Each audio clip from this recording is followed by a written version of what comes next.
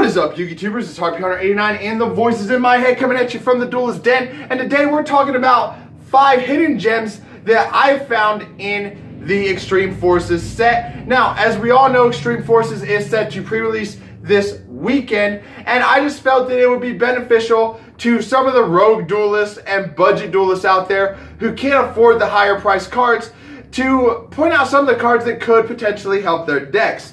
So before we get into this video though, I do just want to remind everyone out there to like this video, subscribe to the channel, turn on that notification bell, and follow all the social media accounts, which are linked down in the description box below, so you can stay up to date with everything happening here at the Duelist Den. So number 5 on my list is of course Doolittle Chimera. Now, Doolittle Chimera is the fire version of Miss Starboy and Mrs. Radiant. Personally, I would have preferred the wind version so I could rebuild Harpies, but you know, yeah. Anyway, Doolittle Chimera I feel can help decks such as Battling Boxers, Fire Fists, Ignites, just because those decks don't really have an easily accessible Link monster that really benefits their decks.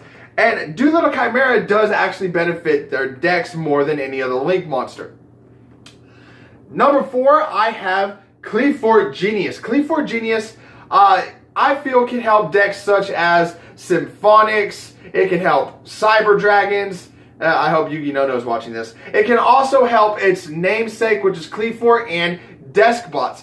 I feel Deskbots could potentially plus from this more than any other of the archetypes that I mentioned, merely because they are a very competitive deck. They are a very fast deck. They have some amazing combos you can do with them, and a virtually unstoppable boss monster in Deskbot 9. But what makes Cleafort Genius worth playing in Despots is the fact that it can search out level 5 and higher machine type monsters, and half of the Despot cards are of course level 5 and higher. So I really feel that this card may be just the card that Despots need to push themselves up into a tier 1 status. God can only help me with that. I really hope this is true. Number 3 on my list, I have Downbeat. Now, Downbeat states, and I quote, tribute 1 face-up monster to special summon from your deck, 1 monster with the same original type and attribute, but 1 level lower than the tributed monster's original level. You can only use 1 Downbeat per turn. Now, there is a whole host of decks that can use this. Ignites, Despots, Mermills, Atlanteans, Cyber Dragons, Pendulum Magicians could use this card. Subterrors could use this card.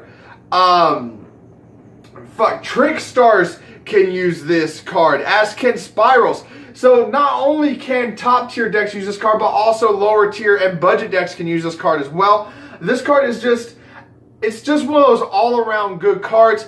And like I said, it may only see play in budget players and rogue decks, but this card does have the potential to be super powerful.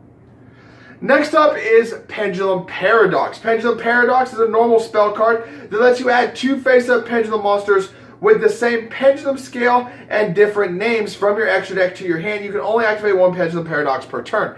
This card can help out decks such as Odd Eyes. It can help out Pendulum Magician, Ignite, Despot, Cleafort. This deck can help so many pendulum-based decks. It can help Magispectors. There's just so many decks that this card can really, truly help out and just give them a little bit of a nudge to push them into the competitive scene again.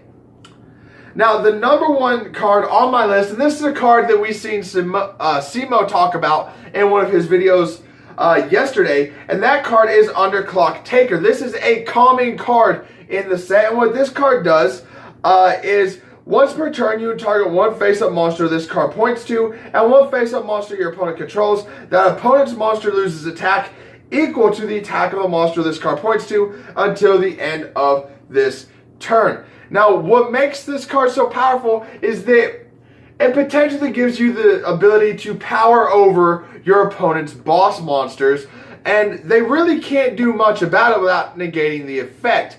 The only problem with this card is that you're only ever going to have 1 monster pointing to this card, so you have to be very careful about where you place your monsters.